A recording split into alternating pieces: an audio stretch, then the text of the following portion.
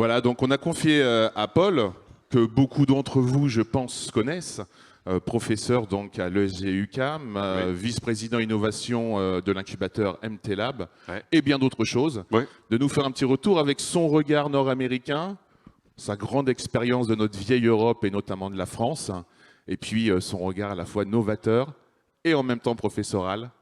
La parole est à toi, Paul. Il est gentil. Bonjour, Paul! How are you? J'adore la France. Vive Ludo. Je suis tellement heureux de vous retrouver en 3 dimensions, avec des odeurs, des goûts, des saveurs et la voix suave de Laurence Giuliani. Wow, ça commence bien la matinée. Ludo a été très clair dans ses commandes. Il a résumé ce que je devais faire en 30 minutes. Bon, la zapette qui ne fonctionne pas tant. Ah oui, elle fonctionne.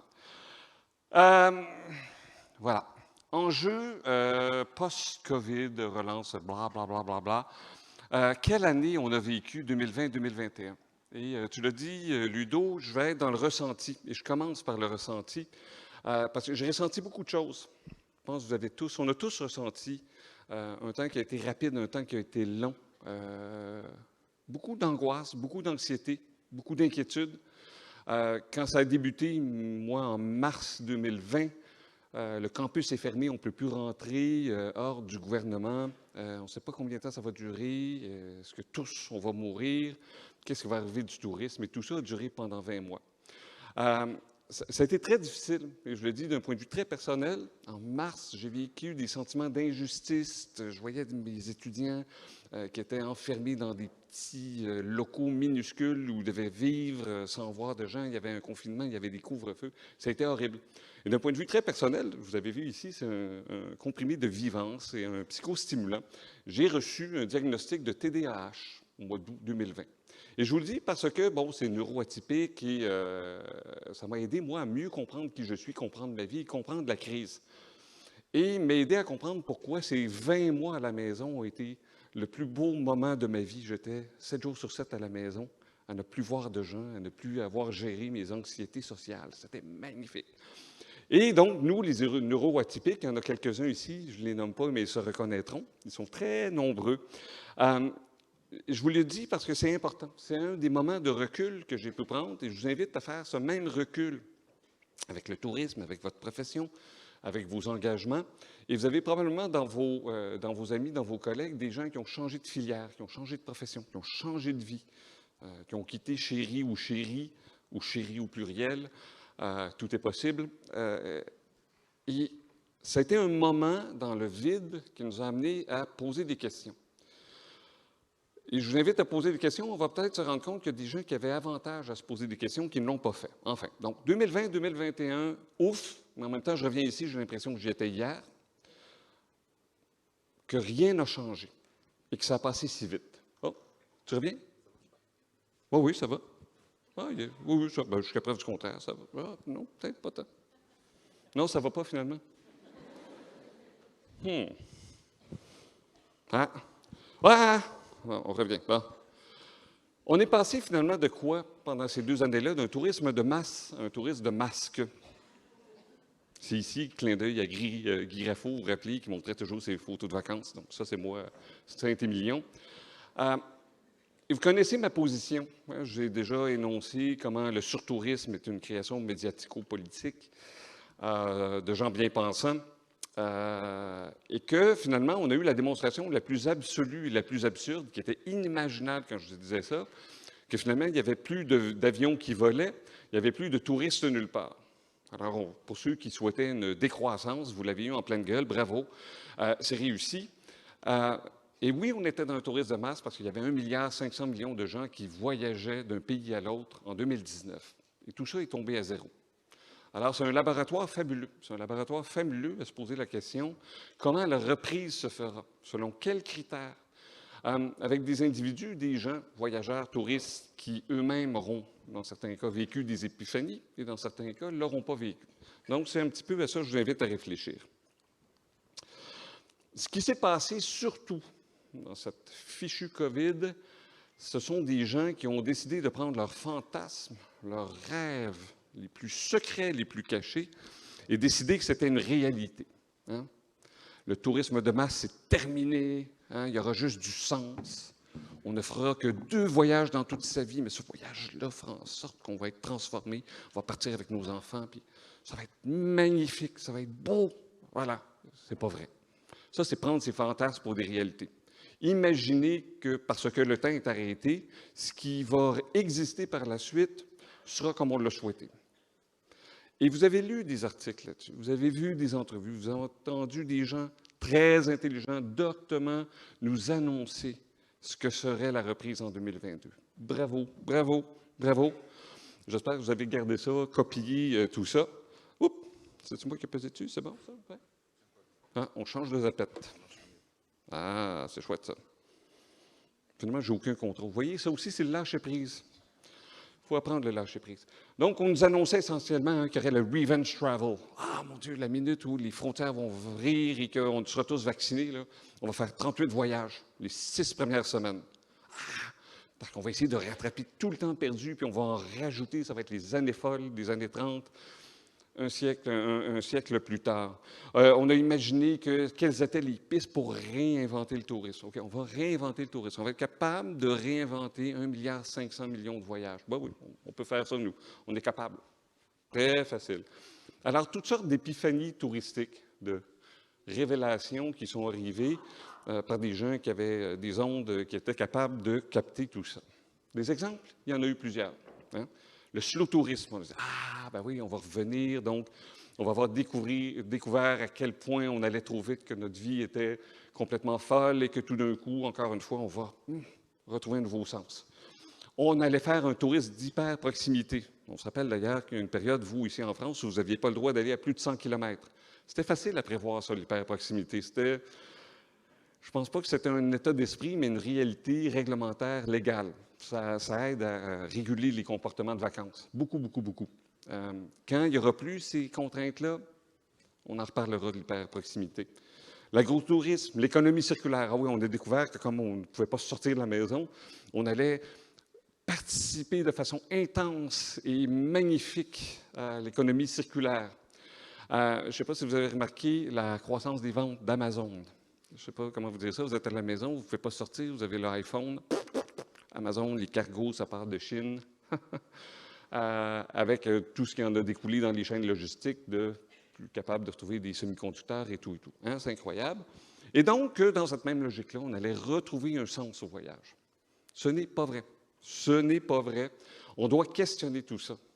Mais surtout questionner le fait que ce sont des fantasmes. Vous savez, c'est quoi les fantasmes? On garde ça à la maison, on garde ça pour soi ou pour un nombre théoriquement limité de personnes. Il n'existe pas de certitude. On n'est pas dans une série Netflix. Pas du tout. Dans une série Netflix, on sait, hein, quand la série est terminée, le punch de la fin, il est canné, il est filmé. On n'est pas dans une série Netflix. La fin n'est pas connue. Personne ne connaît la fin. Personne ne sait ce qui se passera en 2022. Et ce que je vous demande humblement, c'est que si des gens, des individus, des personnes vous disent qu'ils connaissent la fin, qu'est-ce qui va se passer en 2022, ne les croyez pas. C'est une vache d'airain ici, ils sont magnifiques. Petit clin d'œil à mon ami Pierre, qui les a beaucoup appréciés. Il comprendra. Il y a eu beaucoup de fausses bonnes idées pendant ces 2 années-là. Et vous savez, vous connaissez mon sens de l'humour un peu caustique. Il y a 2 phénomènes. Je parlais d'anxiété tout à l'heure, d'angoisse. L'être humain doit comprendre. L'être humain cherche à trouver un sens à ce qu'il vit, à ce qu'il ressent. Ça, on va être d'accord là-dessus. Les personnes qui ont pris leur fantasme pour des réalités étaient émues, je pense, par des bonnes intentions, celles d'expliquer tout ça. Et au chapitre des explications, on a eu plusieurs choses. Vous avez probablement vécu la même chose. Nous, au Québec, beaucoup d'entreprises touristiques, de prestataires, étaient très en colère contre la ministre en disant, puis ça, je l'ai entendu, vous l'avez peut-être, nous avons un besoin de prévisibilité, Madame la ministre. OK. Madame la ministre, elle est capable de savoir quand est-ce que la crise de la COVID va commencer, finir, dans quel ordre. Elle sait ça, elle. Je ne sais pas si vous saviez ici, hein, en France, en Europe, que notre ministre du Tourisme, elle, avait le pouvoir de savoir à quel moment ça se terminerait. Évidemment, elle ne l'avait pas. Mais on essaie de trouver un sens, d'expliquer. On cherche aussi une légitimité. Vous êtes patron, patronne d'une structure, d'un OGD, d'une association, d'un regroupement, vos commettants, vos membres, vos regards et attendent de vous que vous soyez le leader, que vous ayez les réponses, que vous soyez capable de les guider dans leur incertitude. Alors, cette recherche de légitimité-là, de dire « je suis patron, je suis patronne, j'ai des choses à faire, on attend de moi », bien évidemment, tout ça a eu des mécanismes. Je salue ici, je vois Valérie de la Mauricie, ma région natale, le patron, directeur général de l'Office de tourisme, qui, lui, quand la crise a commencé, a décidé qu'il veillerait au bien-être psychologique de ses prestataires et de leur offrir un maximum d'aide, d'écoute, d'empathie. Donc, il ne s'est pas dit, on va faire une belle campagne, on va travailler la com. Il a été dans le support. Et à mon avis, c'est, de toutes les personnes qui étaient en recherche de légitimité, celui qui a le mieux fait. Si jamais vous pouvez le texter, vous pouvez lui dire que je parle de lui. Mais ce qu'on a eu, c'est qu'il y a eu beaucoup de gens qui sont tombés dans ces 2 années-là, et surtout les premiers mois, qui étaient les plus intenses, dans l'action pour ne pas penser. Vous savez, quand on agit, quand on se dépense, on ne réfléchit pas. Moi, dans les premiers mois, vous avez vécu la même chose, on avait des réunions Zoom à toutes les heures. Hein, puis il y avait c'est important qu'on se parle aux 3 jours pour l'université, il faut qu'on se parle aux 4 jours pour l'Alliance de l'industrie touristique du Québec. Et cette précipitation-là, c'était une action, une suraction, un suragitement, essentiellement pour ne pas penser. L'être humain est à la recherche de sens et de légitimité. S'il ne trouve pas et s'il se doute qu'il ne trouvera pas de réponse, il va se dépenser dans des actions non plus finir. Je dis un diagnostic de trouble de déficit de l'attention avec hyperactivité, je m'y connais. Puis on pense que l'hyperactivité, ça, c'est un enfant qui... Enfin, c'est ce que je pensais personnellement, que c'est un enfant qui court partout et qui casse tout. Non, c'est un adulte, finalement, on appelle ça le petit hamster, là, qui roule dans la roue tout le temps, qui est une machine à idées. Donc, je faisais partie de ceux-là. Dieu merci pour la médication. L'autre élément, on le connaît, c'est celui du mimétisme. Si notre voisin, si notre collègue est dans l'action, et on le voit bouger beaucoup, immobiliser les gens et faire des zooms à tous les 3 jours, on fait la même chose. C'est ce qui s'est passé. Encore une fois, c'est très humain. Cette compréhension qu'on aura quand on va prendre le recul dans quelques années, qu'on va analyser, étudier et sortir des grandes études, finalement, qui vont arriver assurément de point de vue psychologique et sociologique, ça va être incroyable. On va voir ce phénomène de mimétisme qui était très important. Et le dernier élément, plutôt pratico-pratique, c'est celui de capitaliser. On a vécu 2020-2021, surtout les saisons estivales touristiques, des laboratoires fabuleux sur lesquels le professeur d'université en moi se dit il aurait fallu, je crois, réfléchir, regarder, observer, filmer et tout et tout. Et qu'est-ce qu'on a fait? Est-ce qu'on a fait des approches de gestion de la relation client? Pourquoi êtes-vous venu ici? Reviendrez-vous l'année prochaine? Qu'avez-vous apprécié? Etc., etc. Est-ce qu'on a fait ça? Non. Parce que les gens, les opérateurs étaient tellement convaincus que ça serait catastrophique qu'ils ont été surpris en milieu rural, particulièrement en milieu naturel, des succès inespérés qu'ils ont vécus, qu'ils étaient « nous sommes riches, nous sommes heureux », sans réaliser qu'il y aura quelque chose en 2022, 2023, 2024, et que ça, c'est une petite parenthèse dans le temps qui ne reviendra pas, très peu probablement, si on n'a pas pris la peine de prendre quelques mails, de poser quelques questions et de réfléchir aux prochaines, non pas comme, mais aux façons de faire la gestion de la relation client. Et ceux qui ne l'ont pas fait, à l'échelle de leur entreprise ou de leur territoire, oups, il est trop tard. Voilà. Oh, celle-là ne devait plus être là. Ah, c'est pas la bonne. OK, c'est bon. Il y a une seule leçon à tirer, après tout ce que je vous ai dit, c'est que le tourisme est un exercice de maximisation sous contrainte. C'est joli, hein, on dit ça en gestion des opérations et en chaîne logistique. Le touriste, finalement, à qui on dit « tu ne peux pas aller à plus de 100 km de chez toi », est capable, parce que les vacances, c'est très important pour lui. C'est un moment pour lequel on a mis du fric de côté, on prend des semaines de vacances, je vous l'ai déjà dit. Je ne pense pas qu'il y a personne en 2020, ni en 2021, en septembre, qui a fait « oh, flûte, j'ai loupé mes vacances cette année. J'ai oublié. J'avais tellement de plaisir au travail que j'ai oublié de prendre mes vacances. » C'est la 3e année consécutive. Non, ça n'arrive pas.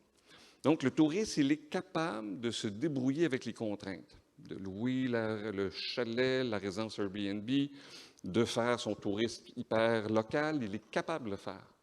Et la contrepartie de ça, ou la façon plus directe et crue de dire, exactement cet exercice de contrainte, de maximisation sous contrainte. C'est-à-dire que le touriste n'a pas besoin de nous pour savoir quoi faire, où aller. Pas besoin de nous. Pendant qu'on était en crise catatonique dans les offices de tourisme, il y a eu des gens qui ont eu des activités touristiques, sans nous, sans nos sites Internet, sans notre communication, sans nos cartes, sans nos microsites Internet. Ils ont fait ça sans aucun problème. Et ça, c'est un exercice, mes amis de l'institutionnel, qui nous appelle à la fois à l'humilité, bien sûr, mais à l'autre de se dire quelle est notre valeur ajoutée. J'ai parlé hier avec un directeur d'un CRT d'Occitanie qui s'appelle Jean P. Je ne le nommerai pas pour pas que les gens. Et cette prise de conscience-là a fait en sorte qu'ils ont dit notre travail est un travail de proximité. C'est presque fini pour nous, les missions à l'étranger. C'est presque fini pour nous de travailler sur 36 marchés éloignés, de dire on doit faire une différence là où les gens souhaitaient cette différence-là. Et donc, ce n'est pas une incantation d'un tourisme hyper local, ce n'est pas de prédire ce qui était prévisible, gros comme le bras, mais de bel et bien revoir nos approches, nos façons de faire à une réalité. Nous sommes là pour des visiteurs, des touristes, et voilà. L'autre erreur qui a été commise, c'est de demander aux prisonniers, ici Mickey, c'est joli, je me suis dit une image des prisonniers, je trouvais ça un peu froid, je cherchais des images, il y avait des images beaucoup avec des enfants d'ailleurs, je ne sais pas pourquoi, les banques de photos, c'est des enfants en prison, c'est pas souhaitable. Donc Mickey, je trouvais que c'était un petit côté bon enfant. On a fait des sondages pendant la crise pour demander aux visiteurs, quand la crise sera terminée, que ferez-vous? Et ça, on s'est dit, c'est la réalité. Si vous demandez à un prisonnier ce qu'il fera en sortant de prison, il va fantasmer sa vie avant la prison. Il va s'imaginer lui aussi qu'il va faire du revenge. On peut imaginer tout ce qu'on veut. Hein? Et dans sa réflexion, d'après sa sortie de prison, il n'y aura pas aucune contrainte. Hein? Il va se rappeler de tout ce qu'il a envie de faire, ce qu'il faisait qui était chouette avant. Et après ça, il va le projeter sans contrainte. Même chose avec le touriste à qui on demande quand les barrières seront levées. Alors, on s'imagine qu'on va faire ce qu'on faisait avant, fois 1000, avec pas de contrainte. Revenge Travel, c'est sympathique. À partir 38 voyages en 6 semaines, j'ai comme un boulot, un patron qui s'attend à ce que je travaille quand même. Il ne va pas me laisser partir pendant 8 mois pour faire plein de voyages. Je ne peux pas rattraper. Donc, on a posé des mauvaises questions aux mauvaises personnes. On a fait des lancements de saisons touristiques, j'ai vu ça au Québec, pendant la saison touristique. J'ai vu ça. Les gens se disaient c'est important de passer le message que l'industrie touristique est ouverte, et voilà, particulièrement en milieu urbain, au mois de juillet. OK. Les gens, maximisation sous contrainte, avaient réservé au mois de mars ce qu'ils allaient faire. Ils étaient partis. Donc, on n'a pas un public de touristes qui attend ce que l'Office de tourisme ou l'institutionnel va lui dire. Voilà, c'est le temps de partir, on est ouvert, allez, faites-nous plaisir, venez dans nos entreprises. Ça ne fonctionne pas comme ça. J'ai entendu celle-là aussi. Notre campagne est prête. Notre campagne de com est prête. Ah oui, oui, c'est bon. On ne sait pas qui ouvre, quand, comment, quel marché, quel segment et pourquoi. Et vous pensez que vous avez un message générique dont la seule fonction, puis ça, j'ai entendu ça ici en France aussi, en disant quand les frontières vont ouvrir, on va partir notre com. Ouais, tous en même temps. Fabuleux, ça. Hein? Et ce qu'on disait aussi, c'est qu'il y aurait une concurrence féroce entre les destinations. Donc là, on imaginait, c'est un peu le fil de départ, là. Et là, il va falloir, c'est celui qui va lancer le plus de com à la tête des gens. Et là, on va gagner. Hein? Parce que si on ne fait pas beaucoup de com, là, c'est les autres qui vont gagner, nous, on va perdre. Oui, comme ça. Hein? Donc, on est embarqué dans cette danse-là avec enthousiasme. Je pense beaucoup d'insouciance et de stupidité. Je pose la question, ou les deux, là, c'est assurément les deux. Je pense que c'est surtout la stupidité. Il faut, même si on est à la recherche de sens, même si on veut établir une légitimité pour les institutionnels, il faut passer le test de la réalité, réfléchir, poser les bonnes questions au bon moment et ne pas embarquer autrement. Et ce n'est pas fini. Ça, c'était une chanson d'Emmanuel, c'était une chanteuse québécoise. Vous avez probablement pas commis. C'est pas fini, ça rien qu'un début. Donc, Emmanuel qui chantait cette chanson-là. C'est pas fini, on n'est pas sorti de la crise de la COVID. On est en plein cœur de la crise de la COVID. Et vous l'avez vu, celle-là ici, le tourisme et le secteur où les entreprises ont été les plus durement touchées par la pandémie. Ça ici, c'est un gros dessin de Destination Canada, notre atout France local, qui a d'ailleurs rajouté, il a reçu 100 millions de dollars de plus pour passer à l'extérieur de la COVID. Moi, ils m'ont touché dans la presse, qui est le journal que je lis sur ma tablette tous les matins. Et là, il y avait une fabuleuse photo d'une espèce de cours d'eau à Calgary, une ville que je ne veux pas aller, que je déteste. Et il y a quelqu'un sur un paddleboard. Là, je me dis, ils ont mis les 100 millions pour faire une publicité générique, m'invitant à aller faire une activité ennuyeuse dans une ville ennuyeuse, avec une photo très laide. Ah, c'est fantastique, ça. Bravo. Mais leur campagne était prête. Hein? Tu vois que la firme de com, qui est devenue, ils sont tous millionnaires maintenant. Et donc, Destination Canada, ici, nous disait que les entreprises actives par secteur, c'était entre janvier et novembre 2020, comment le tourisme avait été, de tous les secteurs d'activité économique, le plus impacté. Le premier, le plus durablement, et donc pour qui ça va être le plus long. OK, je suis capable de vivre avec ça, c'est factuellement vrai. C'était certainement pas une bonne idée de le crier sur tous les toits. Très mauvaise idée. Ça, on a découvert comment les grands institutionnels ne maîtrisent ni les relations gouvernementales, ni les relations publiques. Quand on dit ici, vous avez vu ADN Tourisme, l'UNAT et la CAT, qu'il faut sauvegarder le tourisme français, et on dit le COVID-19, malgré des moyens publics conséquents, plusieurs dizaines de milliards de dollars, d'euros plutôt, c'est pas rien. C'est une menace à court terme de disparition des milliers d'entreprises de toutes les tailles, de tous les secteurs. Depuis un an, 80 milliards d'euros ont déjà manqué à l'appel. Moi, j'enseigne le marketing du tourisme dans une université. Les inscriptions dans nos programmes ont chuté de moitié. OK. Moi, je lis ça tous les jours, comment c'est l'industrie la plus impactée. Et ça me dit, moi, je vais aller étudier là-dedans. Je vais faire une carrière dans cette belle industrie qui souffre beaucoup et qui n'est pas écoutée par les gouvernements. Hein? C'est du génie, ça ne s'invente pas. Avez-vous vu d'autres filières se flageller sur la place publique? On est bon pour se flageller et se mettre des bâtons dans les roues. On est les champions du monde, toutes catégories. C'était une très mauvaise idée. Et ça dure. Et là, on l'entend, hein? Pénurie d'emplois. Ah ben oui, oui. C'est étonnant aussi. C'est étonnant, hein? On les a virés comme des vieilles serviettes, on les paye des salaires de crève-faim, on les fait travailler des heures impossibles. Et après ça, après la COVID, on fait quelle surprise, ils ne travaillent plus avec nous. Ben oui, on a été tellement attrayants, hein? On a été poufou! Hey, ça a l'air chouette de travailler dans le tourisme, vraiment, là, c'est hop la vie. Et pendant ce temps-là, bien évidemment, il s'est passé des choses. Donc, données récentes de l'Organisation mondiale du tourisme, c'est pas important, vous pourrez regarder plus tard. Les arrivées internationales, c'est la catastrophe comparée à 2019. Et pour les Amériques, et pour l'Afrique, pour l'Europe, le Moyen-Orient, l'Asie-Pacifique, on est en retard de façon monumentale. C'est vrai également pour la capacité aérienne, et c'est vrai également pour, là on était ici, sur les dépenses des visiteurs. On est encore en plein cœur de la crise. Même si on est content de se revoir, même si on est à nouveau 800, j'ai compté vite, je pense que c'est 803, mais en haut, je vois très, très mal. On est encore dans le cœur de la crise. Il reste des choses à faire. Et surtout, des choses à faire, c'est pas s'asseoir en disant « c'est chouette, on retourne à la maison et tout est de retour à la normale ». Non, ça ne l'est pas. La bonne nouvelle, c'est finalement, comme ça va durer longtemps, on aura le temps d'agir.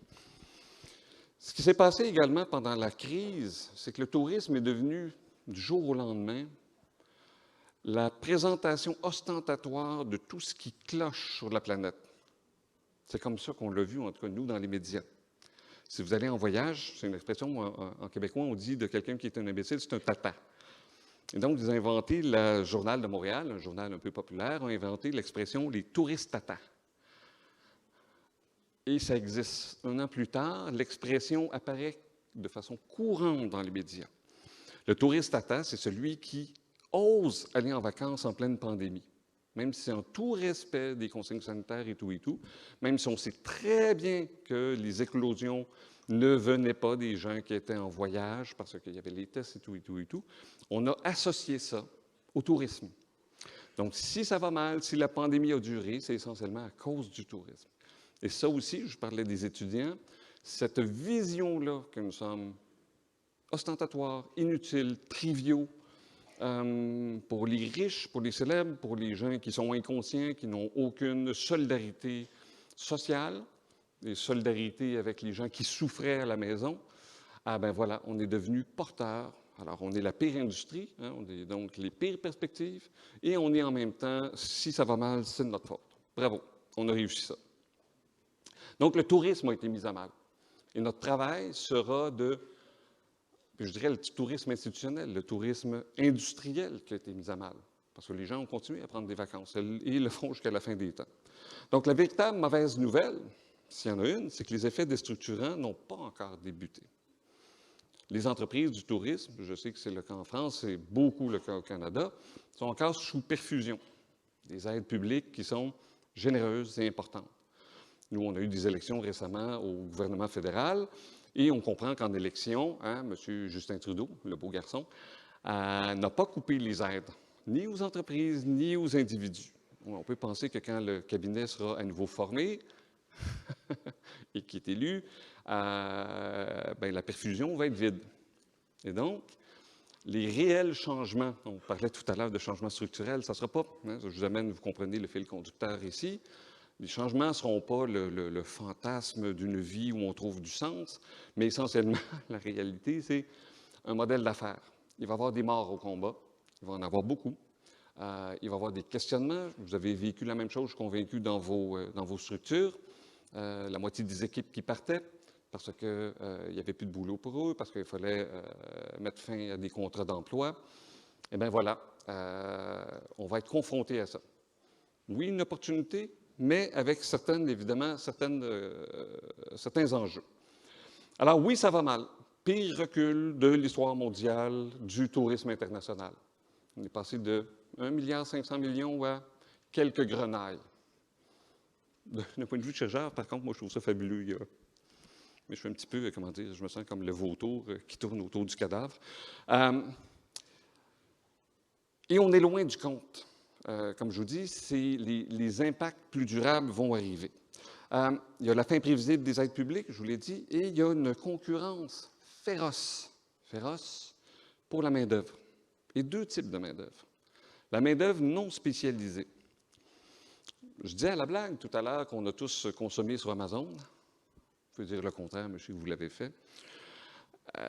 Pendant qu'on faisait ça, on était en train de donner des chiffres d'affaires jamais vus à nos amis d'Amazon et à la chaîne logistique. Incroyable ce qu'ils ont fait. Jeff Bezos était encore plus riche qu'il ne l'était après la pandémie. C'est inimaginable.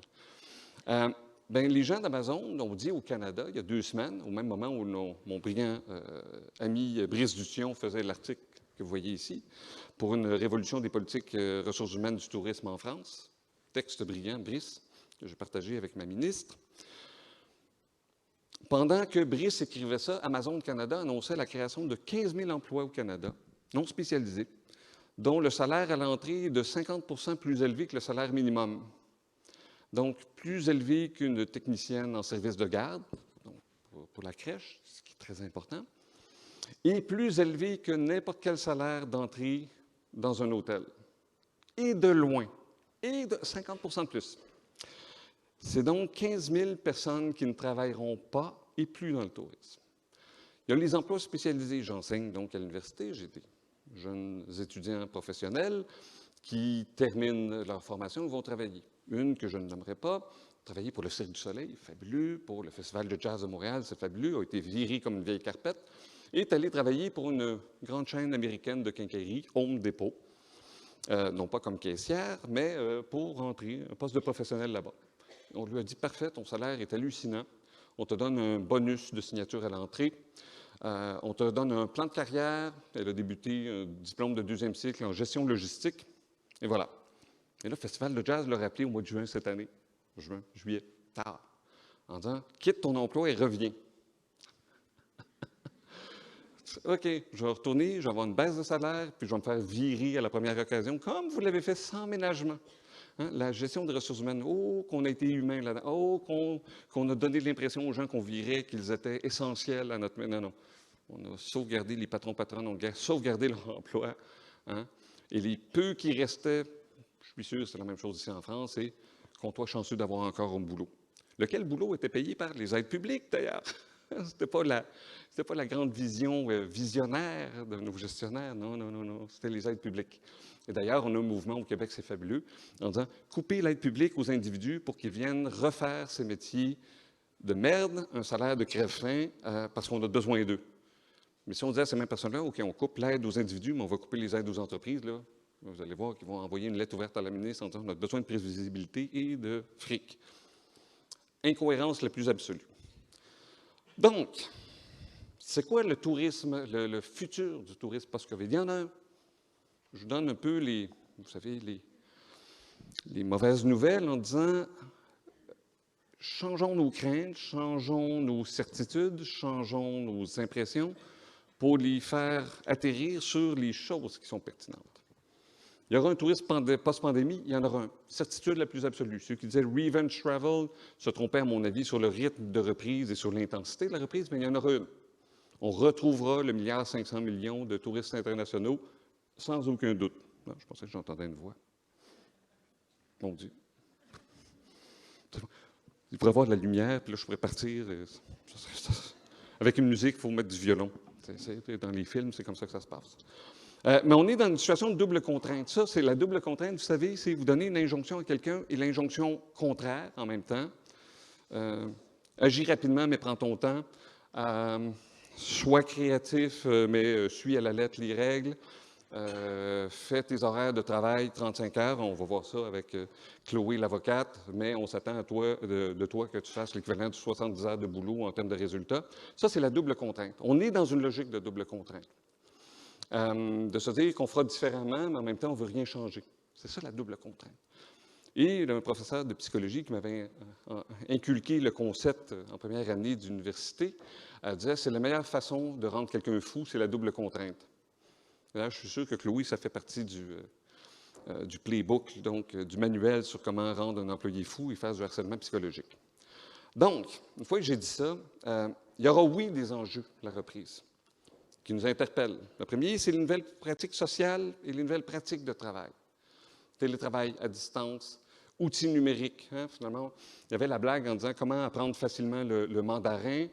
Si on se fait lancer dans une piscine où il y a des barbelés, où il y a juste des gardes chinois, hein, et voilà, puis ils vont nous sauver seulement si on demande poliment à se faire sortir de la piscine en mandarin. Donc, on apprend vite. Bien, c'est la même chose ici. Nous avons eu l'obligation de maîtriser Zoom, Teams et autres, de sauvegarder sur le cloud, d'utiliser des outils de partage et de collaboration en ligne qu'on voulait, hein, qu'on a toujours su qu'ils existaient et qu'on n'a jamais utilisés. Il y a donc surtout des nouvelles pratiques sociales. Nos loisirs ont changé, nos façons de communiquer ont changé. Ma maman et mon papa, moi, j'allais visiter une fois par mois ou 2 mois à Trois-Rivières, à 200 km de Montréal, je faisais des brunchs le dimanche matin, Zoom avec eux, et jamais ils auraient accepté de le faire, et ils se sont mis à le faire. On a des nouvelles pratiques sociales. On a développé, on ne s'en aperçoit pas. Hein? On dit, c'est le retour à la normale. Cette normale-là a évolué.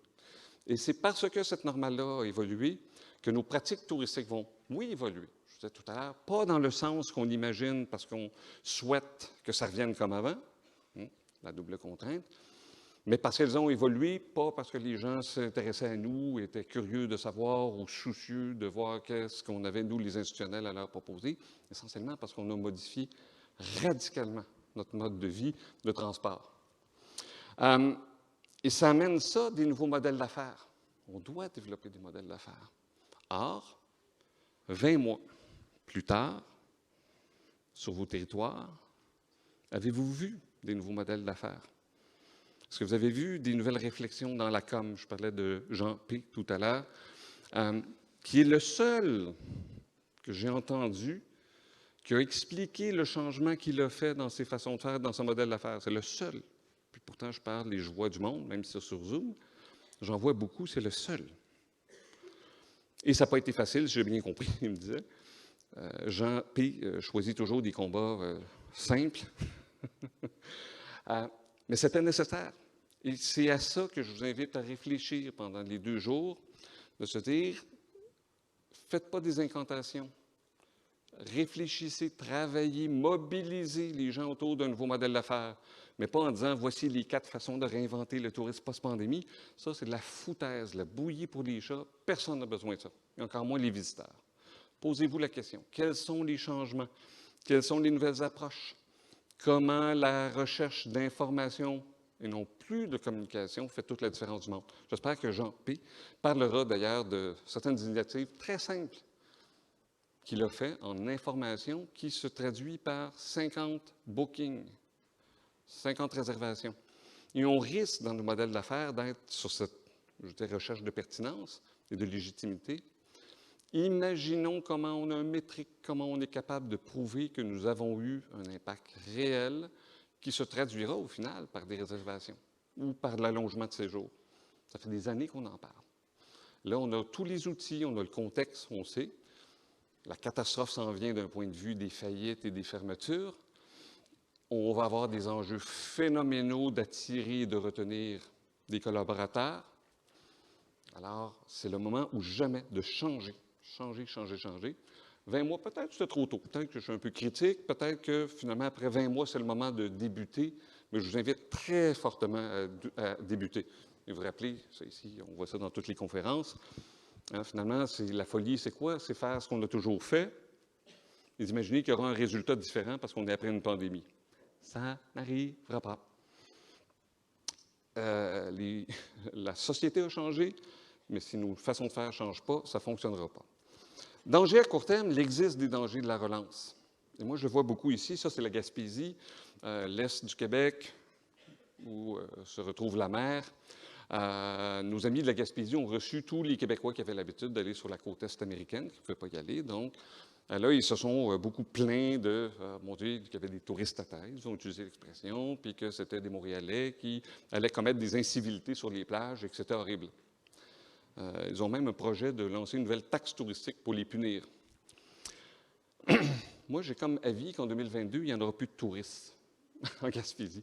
Fait que vous pouvez faire toutes les taxes que vous voulez. S'il n'y a personne pour la payer, ça n'ira pas très bien.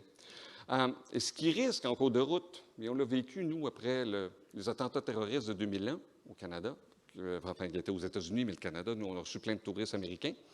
Et là, on est arrivé, on a monté les prix, on était contents. 2002, 2003, 2004, des années fabuleuses. 2005, crac, les Américains décident qu'on est des exploitants, des exploiteurs, des méchants, qu'on est trop cher, qu'on est ennuyeux, qu'on est un peu stupide, et toutes ces choses-là. Ils ne reviennent plus pendant 10 ans. Bravo! Bien, il va y avoir des pleurs et des grincements de dents en 2022 pour ceux qui n'ont pas préparé leur GRC. Parce qu'effectivement, il va y avoir une baisse de la qualité, parce que l'accroissement de la demande a fait ce phénomène-là.